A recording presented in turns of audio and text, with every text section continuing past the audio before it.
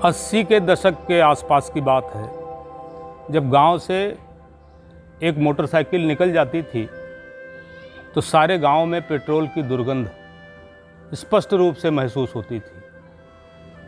आज हम जहां रह रहे हैं वहां किसी पेट्रोल डीजल की गंध भी है।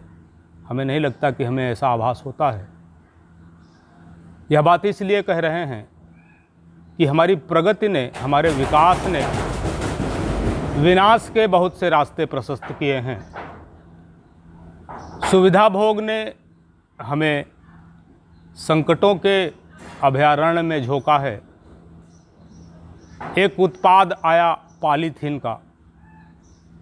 पॉलीथीन भूगर्भ जल के लिए कितना खतरनाक है यह वैज्ञानिक लोग बताते हैं। सरकारें चिंता जताती हैं, प्रशासन कार्यवाही की चाबुकें चलाता है।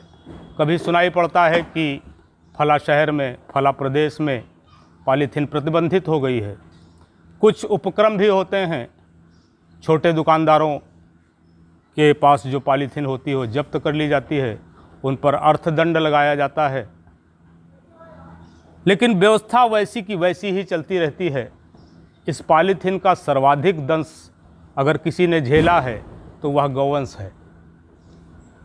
हम बहुत पढ़े लिखे व्यक्ति नहीं हैं, हम वही बोलते हैं, हम वही कहते हैं जो जीते हैं।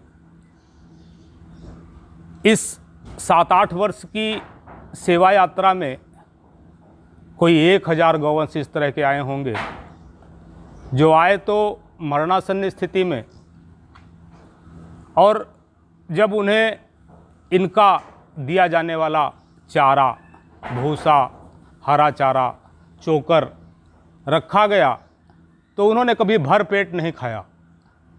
दरअसल बाहर रहते हुए चाट पोंछ कर जीने की जो प्रवृत्ति उनकी बनती गई, उसका मूल कारण तो ये होता रहा, और उससे भी आंतरिक और मूल वजह पेट में भरी पॉलीथीन।